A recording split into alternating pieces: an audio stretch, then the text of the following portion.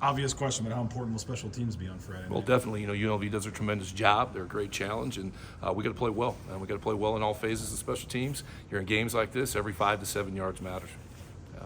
What does Ricky White do so well that, I guess first off, how impressive is 4 blocked punts in the season? It's extremely impressive. I mean, he's an elite special teams player. That's why he's the special teams player of the conference, and very well deserved. I think what he does a good job, 2 things. I mean, they put him in position to make plays, and he makes those plays. He's got great ability. We see it from a receiver standpoint.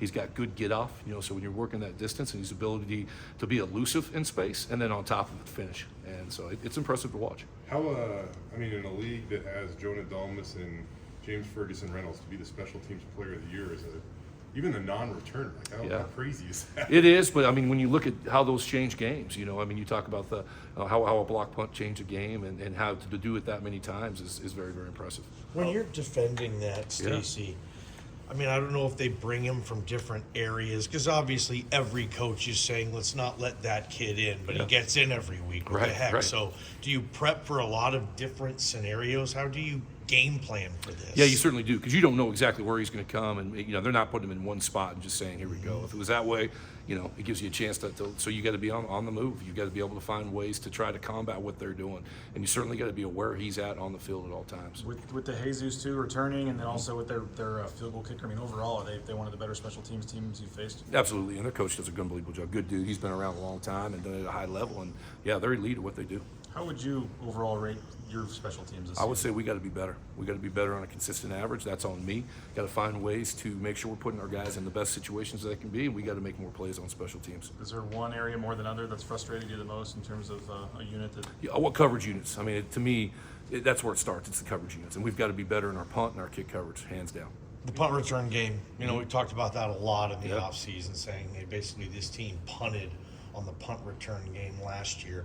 Where are you with that right now, Coach? Yeah, right there. It's kind of been an interesting one because Latrell's kind of been in and out with some injuries throughout the season. Coop's been down there, done a really good job catching the ball consistent. But what we're trying to do is get that first down, gain 10 to 12, and we've got to do a better job of consistently doing that. Flip side, we've had a chance to block some punts. We've blocked one. We've came free other times. And to maybe the point earlier that you're talking about with them, they're finishing on those. We've got to find a way to finish when we come free. So whether we're drilling that more, whether we're finding ways schematically to maybe get better angles, we've got to be more consistent there. I know on kickoff you guys have kind of been, searching for answers is the right way, but your actual kickoff guy. Looks like, I can't remember if it was every kickoff last week, but I know you went back to Jonah, at least for a few of them. Why did you guys go back to Jonah? Well, Jonah does a great job of being able, he controls the ball extremely well, so he can put the ball in different areas. In a game like that, he was able to place the ball where we wanted it. And so if you're not able to kick the ball out the back of the end zone consistently, you got to be able to find ways to work around it, and he controls it as well as anybody. How do you think he did then overall? I thought Jonah did a great job. He did a great job, which is, he struggled a little bit early in kickoffs in that first game down in Georgia Southern. Last year, you're going through it, and so as we know, he's an elite field goal kicker. The next level, the way the NFL's changed, it's going to help him a ton because of how he controls it. But he's a guy who's been here a long time. I have the utmost trust in Jonah. I thought he had a great game last week. How about James too? James has probably had a couple of his best games kind of down the stretch here. Yeah, he's certainly, and he got in the rhythm. The last 3 to 4 weeks, he's played his best football, which has been good to see. How much of that was he's kind of that ambidextrous foot, punting. I don't know, he could punt with either foot if he needed to, but it seemed like for a little while there he said he was a little uncomfortable punting with, I can't remember, maybe it was his left one or whatever. Yeah. But how much of it is him just getting healthier too? Well, I think that's a certain part. Anytime you have an ankle and you're a punter, that's not conducive to everything. And we're able to move the pocket on him at times. He's able to pocket punt. I think he's gotten back in the rhythm and got his confidence back. That's what I've seen. There's a lot of different type of balls you're trying to hit. There's a lot that goes into it, to hang, the distance, to where we're putting it. And certainly over the last, I think, since he's came back from injury and got going, he's been a lot more consistent. He's in a good space and he's doing a great job for us now. When he's running out to the left and kind of punts it as he's running, Spencer says he does have the green light to go if he sees the space. I guess is there a point where you guys talk of when he should point and when he can go for it, or is it him just deciding in the game? No, we work those situations. That's a communication we have pre-punt also. Every situation's different, right? Where we're at in the game, are you up, are you down? What is that distance? So that is communication that we will have between me, Spence, and JFR, each punt. So I guess you don't want to give too much away. Is it within like a certain distance or a certain points on the field, or is it really just too many variables? I'll let you know next week. He obviously came here in large part for special teams and to kind of fix that and get it going. And at times it really probably hasn't been to your expectation this year. How frustrating has it been overall? And I guess with time still left to finish strong, I guess, is it still a chance here to make the most of it? Absolutely. Well, first of all, we haven't been to the expectation we need, and it's extremely frustrating. I got to find ways to make sure we're getting our guys in the best spots, find ways, whether it's drill work, practice work, game day settings, that we're producing at a higher level, period. So, yeah, it's been frustrating. Now, that being said, we got to continue to go. We've got to play our best football this Friday night against a really good UNLV football team. So, yeah, I think each week's a new week. Each week you're training, but the expectations are not where they need to be, and the standards got to be better. With the kickoff, I know Jay was asking about to be rotating 3 different guys and just struggling to get the ball as far as it has that been surprising, or what's been the biggest reason you haven't been able to get more touchbacks? Is it just not having kickers with strong enough legs, or what? I think the consistency with it, I think that's maybe been the biggest frustration is the consistency. So that's one thing we got to work on. You work on that in multiple phases. Certainly, I got to make sure, hey, are we putting them in the mental mindset? Are we working enough drill work? Why are we not getting that consistency? And that's probably been my biggest challenge of finding out the why and trying to dig into that so we can get our guys to perform at their best level.